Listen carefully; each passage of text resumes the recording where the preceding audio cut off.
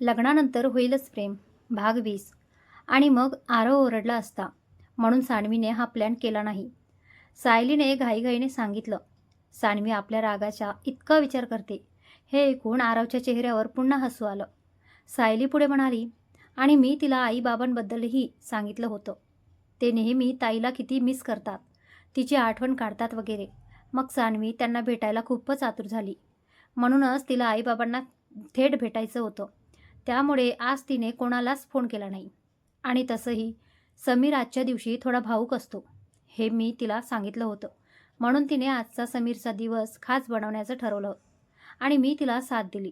एवढं सगळं सांगताना सायलीला धाप लागली होती. ती थरथरत तोंडात येईल ते बोलत होती.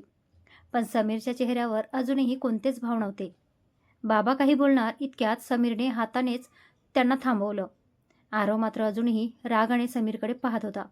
समीरचा एवढा गंभीर चेहरा पाहून सायली आणखीनच घाबरली. ती पुन्हा समीरला समजवण्याच्या सुरात म्हणाली, प्लीज समीर, मला माहीत आहे मी असं तुला अंधारात ठेवून करायला नको होतं. पण मी फक्त तू आणि आई बाबा खुश राहावेत म्हणून हे सगळं केलं. माझा यात खरंच काहीही स्वार्थ नव्हता. समीर अजूनही गंभीर आवाजात म्हणाला. झालं की अजून काही बाकी आहे? आरवला त्याचा राग आता सहन होत नव्हता. तो चिडून म्हणाला, समीर, नक्की प्रॉब्लेम काय आहे तुझा? समीरने त्याच्याकडे पाहत उत्तर दिलं, प्रॉब्लेम लपवून ठेवण्याचा आहे. मला सांगितलं असतं तर मी तिला हे सगळं करू दिलं नसतं का? आरव लगेच म्हणाला, हो, पण मग आजच्यासारखा सुंदर सरप्राईज झाला असता का तुझ्यासाठी, आईबाबांसाठी? तिने हे सगळं केलंय, यात तिचा काय स्वार्थ आहे? उगाच मूर्खपणा करू नकोस. समीरने फक्त एक नजर आरवकडे टाकली. आरव ही रागाने त्याच्याकडे पाहत होता. काही क्षण आरवच्या डोळ्यातला राग तसाच राहिला. मग तो हळूहळू सायलीच्या दिशेने चालू लागला. आरवने कपाडावर हात ठेवला. आईबाबांच्या चेहऱ्यावरही काळजी उमटली. सायली तर समीर आपल्याकडे येताना पाहून पुन्हा घट्ट डोळे मिटून मुसमुसत रडू लागली. पण पुढच्या क्षणी समीर तिच्याजवळ गेला आणि तिला घट्ट मिठी मारली. सायली अक्षरशः स्तब्ध झाली.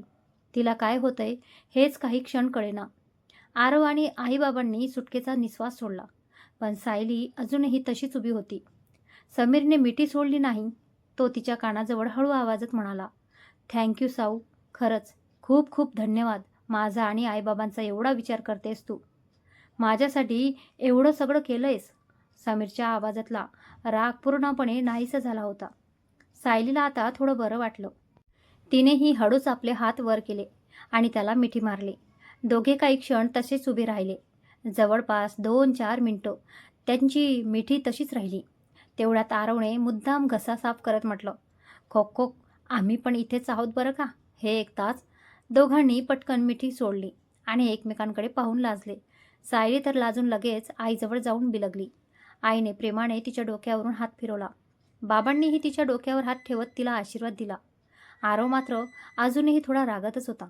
तो समीरकडे पाहत म्हणाला, समीर, ही कुठली पद्धत आहे? ती घाबरली होती ती. समीर हसत म्हणाला, का? अभिनय फक्त तीच करू शकते का? मी नाही करू शकत? एवढे दिवस हे सगळं चालू आहे आणि तिने मला कळूही दिलं नाही. सायली लगेच म्हणाली, सॉरी ना, मलाही तुला सरप्राईज द्यायचं होतं. आरवने लगेच डोळे बारीक करत विचारलं, सरप्राईज द्यायचं होतं? हे डोकं सानवीचं असेल ना? सायलीने हसत मान हलवली. हो. आरव लगेच गालात असला. तेच. तिची अक्कल किती आहे हे मला माहीत आहे ना. बाबा लगेच मिश्किलपणे म्हणाले, काय बोलताय जावाई बापू? सानवीचा बाप ऐकतोय सगळं. आरवने लगेच हात जोडले. धन्य आहात तुम्ही, तुमची लेक आणि तुमचं संपूर्ण कुटुंब. पण तुमची सून मात्र 2 पावलं पुढचीच निघाली. हे ऐकताच सगळे हसायला लागले. सायलीने लगेच आरवकडे पाहत म्हटलं, मग काय, तुमच्यासारखं फक्त आठवणी आणि कल्पनांवर जगू का? तुम्ही स्वतःला सांभाळून घ्याल. पण मला नाही राहवलं. मी तर सानवीकडे खेचली गेलेच. आरव हसत म्हणाला, आहेस ती तशी. समीरने लगेच मध्येच उडी मारली. माझी बायको ही काही कमी नाही आहे बघ आरव. माझीच बायको किती समजूतदार आहे. सायलीने लगेच कपाडावर हात मारला. तुम्ही कोणत्याही गोष्टींवर भांडता का? उलट मी आणि सानवी किती मस्त मैत्रिणी झालोय.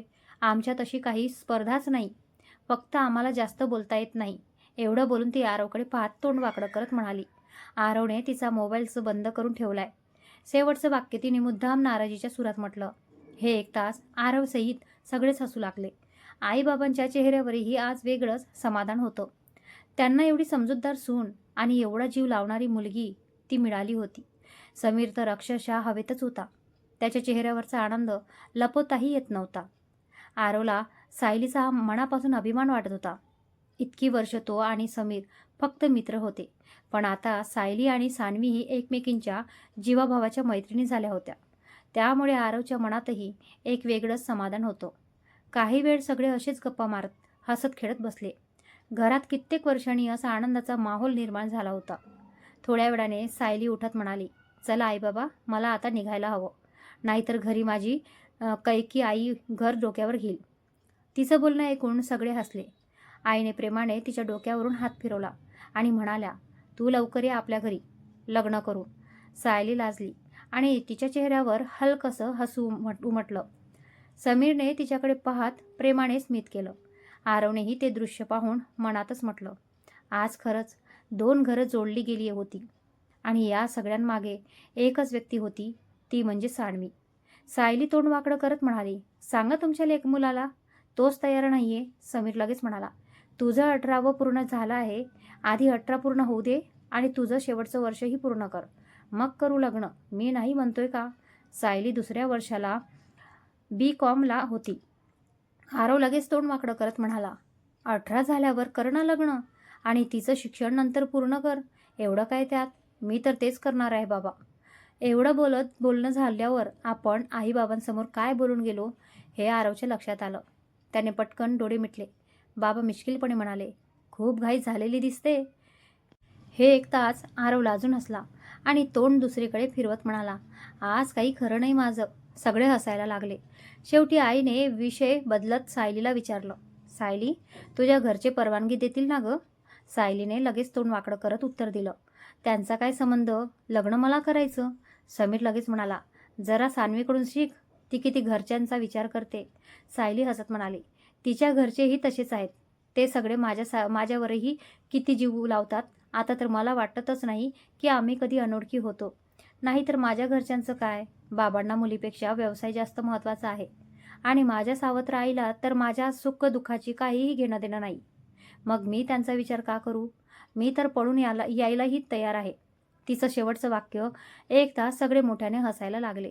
मात्र पुढच्या क्षणी आईबाबांनी तिला प्रेमाने समजवायला सुरुवात केली. आरव मात्र शांतपणे सगळं ऐकत होता, कारण सायलीचं दुःख आणि त्याचं दुःख जवळजवळ सारखंच होतं, फक्त कारण वेगळी होती. सायलीला समीरच्या आईबाबांकडून मिळणारं प्रेम मात्र मनापासून सुखावत होतं. थोड्या वेळाने सायली निघायला लागली. समीर तिला सोडायला जाणार होता. एकतर सान्वीच्या या गुप्त मोहिमेमुळे त्यांचं फिरायला जाणंही राहून गेलं होतं.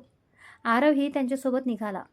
घराबाहेर पडून जिना उतरत असताना सायलीने समीरला मारायला सुरुवात केली. नालायक, किती नाटक करतोयस तू, माझा तर जीव जाता जाता राहिला. समीर हसत म्हणाला, ते तर काहीच नाही, खरा नाटक अजून बाकी आहे. असं म्हणत त्याने तिचा हात पकडला आणि तिला अलगद जवळ ओढलं.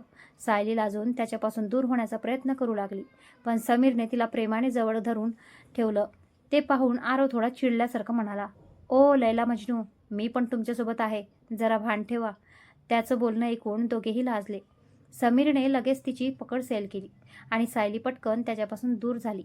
ती पुढे जायला लागली, पण समीरने तिचा हात मात्र सोडला नाही.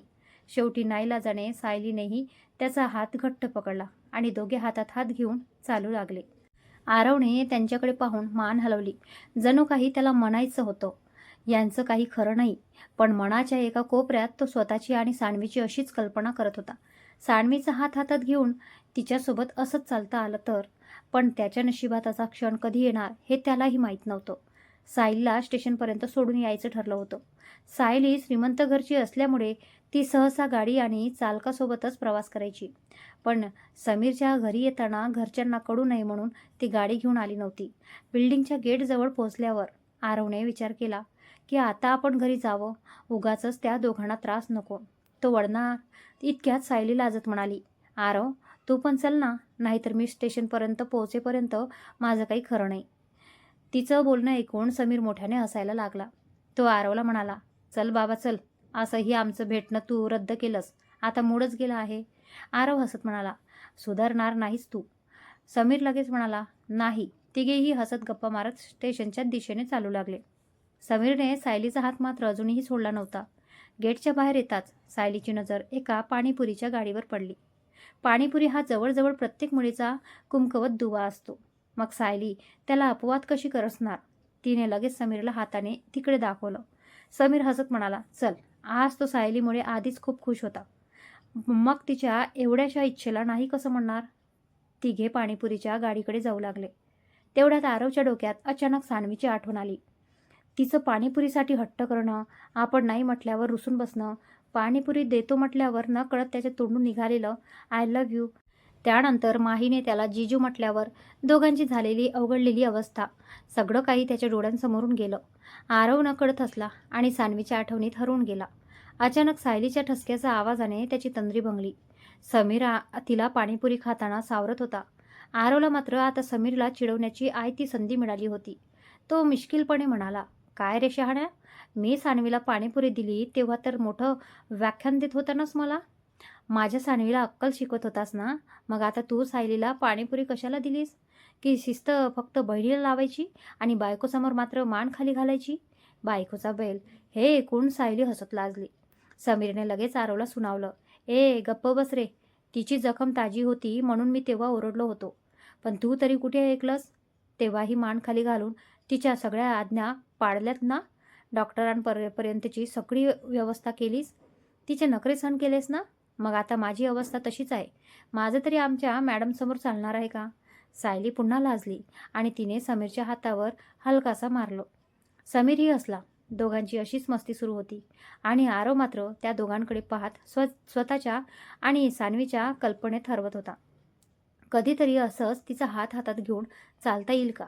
तिच्यासोबत पाणीपुरी खाता येईल का? तिच्या प्रत्येक छोट्या हट्टावर असंच हसता येईल का? या विचाराने त्याच्या चेहऱ्यावर नकळत प्रेमळ हसू आलं. तेवढ्यात सायलीचं लक्ष रस्त्यावरून जाणाऱ्या एका दुचाकीवरून जोडप्याकडे गेलं. ती त्या दोघांकडे टक लावून पाहत राहिली. तिची नजर कुठे थांबली आहे हे पाहून समीर आणि आरव दोघांनीही तिच्या नजरेच्या दिशेने पाहिलं. सायली मात्र अजूनही त्या जोडप्यांकडेच पाहत होती. तिच्या चेहऱ्यावर एक वेगळंच भाव होतं. समीरने तिच्याकडे पाहिलं आणि हलकंच हसला. आरवला मात्र जाणवलं सायलीच्या मनात आता काहीतरी नवीनच सुरू झालं होतं. सायली ज्या दिशेने पाहत होती तिकडे पाहताच आरव आणि समीर दोघेही पुन्हा शॉक झाले. कारण त्या दुचाकीवर दुसरं तिसरं कोणी नसून प्रियंका आणि सुनील होते. सायलीने पाणीपुरीचा शेवटचा पुरीचा घास घेत सहजच म्हटलं, अरे प्रियंका या परिसरात राहते, मला नव्हतं माहिती. तिचं बोलणं ऐकून आरव आणि समीर दोघांनीही एकाच वेळी तिच्याकडे पाहिलं. आरवने लगेच विचारलं, तू ओळखतेस का तिला? सायलीने सहज उत्तर दिलं, हो, म्हणजे ती माझी क्लासमेट आहे. एवढी जवळची मैत्रीण नाही, फक्त एकाच वर्गात आहोत म्हणून एकमेकींना ओळखतो. म्हणूनच बघत होते. ही प्रियंकाच आहे का? सायलीला अजूनही हे माहीत नव्हतं की प्रियंका ही आरवची सख्खी बहीण आहे. आरवच्या कुटुंबाशी तिचा कधीच संबंध आला नव्हता आणि प्रियंकासोबतही तिची फक्त वर्गमैत्रीण म्हणून साधी ओळख होती. त्यामुळे रस्त्यावर प्रियंका दिसल्यावर ती सहज तिच्याकडे पाहत राहिली होती. समीरने मुद्दाम सहजपणे विचारलं, तिच्यासोबत तो कोण होता, माहीत आहे का? आरव आणि समीर दोघेही सुनीलला ओळखत होते, पण प्रियंका त्याच्या दुचाकीवर काय करत होती आणि सायलीला याबद्दल आणखी काही माहिती आहे का हे जाणून घेण्यासाठी समीरने तिला विचारलंच. सायलीने मान हलवत सांगितलं, मला एवढं काही माहीत नाही. सांगितलं ना, आम्ही फार जवळच्या मैत्रिणी नाही, पण तो तिचा प्रियकर असावा. समीरने लगेच तिच्याकडून माहिती काढून घेण्याच्या उद्देशाने विचारलं, कशावरून? तो कोणी ओळखीचा असेल तिचा, एकाच परिसरात राहतात म्हणून आज त्याच्या गाडीवर बसली असेल. सायलीने लगेच नकारार्थी मान हलवली, नाही रे, तो नेहमी तिच्यासोबत असतो. मी त्याला खूप वेळा पाहिलंय. म्हणजे तो आमच्या महाविद्यालयात नाही आहे, पण प्रियंकासोबत नेहमी असतो. हे ऐकताच आरवने रागाने आपल्या मुठी आवडल्या. समीरने त्याचा राग ओळखला आणि लगेच त्याला शांत करत म्हणाला, आरव शांत हो, आधी नीट बघूया, कदाचित आपण समजतोय तसं काही नसेल. सायलीने दोघांकडे प्रश्नार्थक नजरेने पाहत विचारलं, काय काय झालं? आरवने काही क्षण शांत राहून गंभीर आवाजात सांगितलं, ती माझी बहीण आहे, सख्खी. हे ऐकताच सायली पुन्हा घाबरली. बाप रे, सॉरी, मला खरंच माहीत नव्हतं. समीरने पुन्हा आरवला समजावत म्हटलं, आरव शांत हो, आधी शोध घेऊया, कदाचित काहीच नसेल. सायलीलाही अजून खात्री नाहीये, पण आरवच्या मनात प्रश्नांची गर्दी झाली होती. तो मात्र चिडून म्हणाला, मग उगाच तिच्या महाविद्यालयापर्यंत जातो का तो? तो डॉक्टर आहे ना, त्याची रुग्णालयात प्रॅक्टिस सुरू आहे. मग त्याचं महाविद्यालयात काय काम? की हा पण त्याच्या बहिणीचा राग माझ्या बहिणीवर काढतोय? समीरने त्याला शांत करत म्हटलं, नाही रे, तो तसा वाटत नाही. आरवने पुन्हा रागाने समीरकडे पाहिलं. सायलीने मध्येच हात उचलत म्हटलं, एक मिनिट आरव प्लीज, मला अजून काहीच नक्की माहीत नाही. पण मी तिच्या जवळच्या मैत्रिणीकडे चौकशी करून बघते. खरं काय आणि खोटं काय ते समजेल. पण तू बदला म्हणालास म्हणजे नक्की काय आहे? समीरही थोडा चिडून म्हणाला, ते तुला नंतर सांगतो, पण तिच्या जवळच्या मैत्रिणी तुला काही सांगतील का? सायली थोडा विचार करत म्हणाली, माहीत नाही, पण मी प्रयत्न करते. काही क्षण विचार केल्यानंतर आरव म्हणाला, एक व्यक्ती आहे जी प्रियंका आणि तुझीही जवळची मैत्रीण आहे. सायलीने लगेच विचारलं, कोण? आरवने तिच्याकडे पाहत उत्तर दिलं, सान्वी. समीर लगेच म्हणाला, हो, पण आज तिचं काहीतरी नवीनच नाटक सुरू आहे. आज ती कोणाचाच फोन घेत नाहीये. सायली हसत म्हणाली, ठीक आहे, उद्या मी तिला फोन करते. उद्या तुम्ही दोघांनी भेटा. तुमच्या समोरच मी तिला फोन करेन, म्हणजे कोणताही गैरसमज होणार नाही. आणि आरव, तुला सान्वीचा आवाजही ऐकायला मिळेल. वातावरण थोडं हलकं करण्यासाठी सायलीने मुद्दाम शेवटचं वाक्य म्हटलं. आरवच्या रागाने भरलेल्या चेहऱ्यावरही हलकंसं हसू उमटलं. सायली निघून गेल्यावर आरव आणि समीरही काही न बोलता घरी परतले. घरी आल्यावर आरव थेट आपल्या खोलीत गेला. सकाळपासून त्याचा मूड खूप छान होता. सान्वीच्या आठवणींमध्ये रमून आजचा दिवस सुंदर घालवायचा होता. पण प्रियंकाला सुनीलसोबत पाहिल्यानंतर त्याचा सगळा मूडच बिघडला होता. सुनील वाईट मुलगा नाही हे आरवला माहीत होतं, पण प्रश्न प्रियंकाचा होता. आणि आपल्या बहिणीच्या बाबतीत कोणतीही जोखीम घ्यायला तयार नव्हताच. तो बराच वेळ विचार करत बसला. कदाचित सुनीलने माझ्याविरुद्धचा राग काढण्यासाठी प्रियंकाचा वापर तर केला नसेल ना? हाच विचार त्याच्या डोक्यात वारंवार येत होता. अचानक त्याला सान्वीने सांगितलेली एक गोष्ट आठवली. सान्वीला कादंबरीने प्रेमाने मागणी घातली होती हे त्याला माहिती होतं, पण प्रियंकाला हे सगळं कोणी सांगितलं होतं? आणि सान्वीने त्याला स्पष्टपणे सांगितलं होतं, प्रियंकाला काही विचारू नका, नाही तर माझी शपथ आहे. आरवने चिडून हात आपटला. यार, या सान्वीने जर मला तिची शपथ घातली नसती ना, तर आत्ताच प्रियंकाला सगळं विचारलं असतं मी. तो काही क्षण शांत बसला. पण आपण एकाच परिसरात राहतो. कदाचित कुणीतरी तिला सांगितलं असेल, पण त्याच्याकडे आता कोणताही मार्ग नव्हता. प्रियंकाशी त्याचं बोलणं बंद होतं आणि सान्वीने घातलेल्या शपथेमुळे तिच्याकडेही तो काही विचारू शकत नव्हता. त्याने दोन्ही हातांनी डोकं धरलं. पण सान्वी, तू माझी होतीस ना, मग तू मला का नाही सांगितलंस? त्याच्या मनात सान्वीबद्दल राग नव्हता. होता तो फक्त दुखावलेपणा. सान्वी आणि प्रियंकाचं चांगलं जमत होतं, म्हणजे सान्वीला सगळं माहीत असण्याची शक्यता होती. मग तिने आपल्यापासून का लपवलं? तो बराच वेळ तिच्या फोटोसमोर शांत बसून राहिला. शेवटी त्याने तिच्या फोटोशीच हळू आवाजात बोलायला सुरुवात केली. बच्चा, का असं केलंस तू? मला सांगायला काय प्रॉब्लेम होता? मी तुझ्यापासून कोणती गोष्ट लपवली आहे का? मग तू माझ्यापासून का लपवलंस? प्रियंकाने कोणावर प्रेम केलंय याचा मला राग नाही गं. प्रेम करणं चुकीचं नाही, ते आपणही केलंय ना. पण तिने कदाचित चुकीच्या व्यक्तीवर प्रेम केलं असेल, अशी भीती वाटते मला. कसं सांगू तुला? तू आधीच मला सांगितलं असतंस तर कदाचित मी काहीतरी केलं असतं. तेव्हा मी प्रियंकाशी बोलत नव्हतो. पण याचा अर्थ असा नाही की मी तिला वाऱ्यावर सोडलं. देव न करो तिच्यासोबत काही चुकीचं झालं असेल तर. नाही नाही, मी तिच्यासोबत काहीच चुकीचं होऊ देणार नाही. त्याचा आवाज थरथरला. डोळ्यात राग होता, काळजी होती आणि त्याहून जास्त सान्वीने ही गोष्ट लपवण्याचं दुःख होतं. काही क्षण तो तिच्या फोटोसमोर शांत बसला. मग तिच्या फोटोवर हलकंसं चुंबन घेत तो म्हणाला, मला तुझ्यावर रागवायचं नाही आहे गं, पण तुझं असं सगळं मनात ठेवणं मला नाही आवडलं. शेवटी त्याने डोळे मिटले आणि मनाशी ठरवलं, उद्या या सगळ्या गोष्टींचा सोक्षमोक्ष लावायचाच. सान्वीच्या फोटोवर शेवटचं एकदा प्रेमाने पाहून आरव जड मनाने झोपी गेला.